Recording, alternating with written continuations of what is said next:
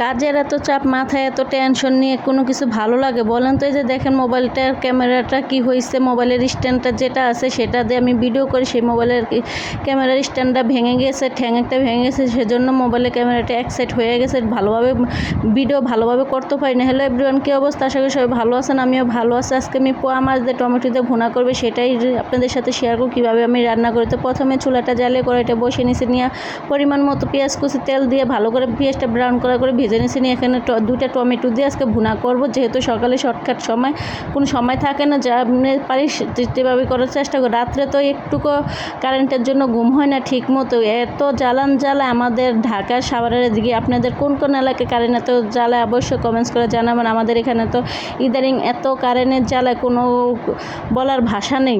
তো কথা বলতে বলতে এখানে আদা রসুন বাটা দিয়ে দিছে, হলুদ গুঁড়া মরিচ গুঁড়া সব কিছু দিয়ে দিছে, দিয়ে এখন লবণ দিয়ে ভালো করে এটা কষিয়ে নেব। কোনো পানি দেবো না, পানি ছাড়াই তরকারিটা টমেটোটা কষে নেবে। যে দেখেন কি সুন্দর কষানো হয়ে গেছে। এটা এখন আমি হালকা করে ভেঙে দিব, দিয়ে এখানে মাছটা আমি ভালো করে দিয়ে দিব। তো যেটাই বলতে আসলাম, মাথায় এত যদি টেনশন থাকে কোনো কিছু ভালো লাগে বলেন? এই যে মোবাইলে ভিডিও করে সেই স্ট্যান্ডটা ঠ্যাংটা ভেঙে গেছে, একটা মানুষের যদি একটা ঠ্যাং না থাকে তার কী অবস্থা হয়। তারপর আমি কষ্ট করে যেতটুকু পারি সেতটুকু চেষ্টা করে, আর যেহেতু আমি একটা গার্মেন্টসে জব করি, আমার সময় একটা বেশি একটা পাই না, আমি যেতটুকু পারি সেতটুকুই করি।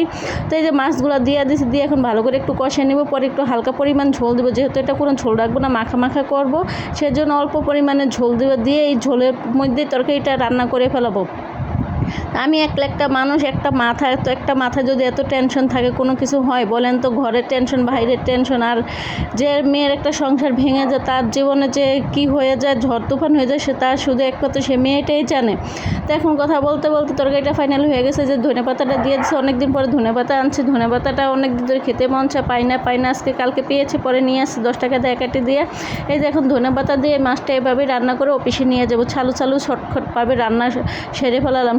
বললামই তো যে রাত্রে ঘুম হয় না কারেন্টের জন্য, খুব জ্বালায়, আর সকালে আবার উঠা লাগে, আবার নামাজ পড়া লাগে, এত টেনশন এত প্যারা। যদি এত টেনশন এত প্যারা যদি কাছের মানুষরা থাইকেও তারপরে করা যেত, তারপরে মনটার বুঝ দিতাম। একা ভাই কোনো কিছুই ভালো লাগে না। যদি আপনি সুখে শান্তিতে থাকেন তারপরে ভালো লাগে না, যেহেতু আপনি কার সাথে আপনি সুখ দুঃখের আলাপ পারবেন, কার সাথে ভালো মন্দ শেয়ার করবেন, সেই মানুষটাই যদি না থাকে তাহলে আপনি কি করবেন বলেন তো? এত প্যারা এত টেনশন কোনো একটা মানুষের সয়।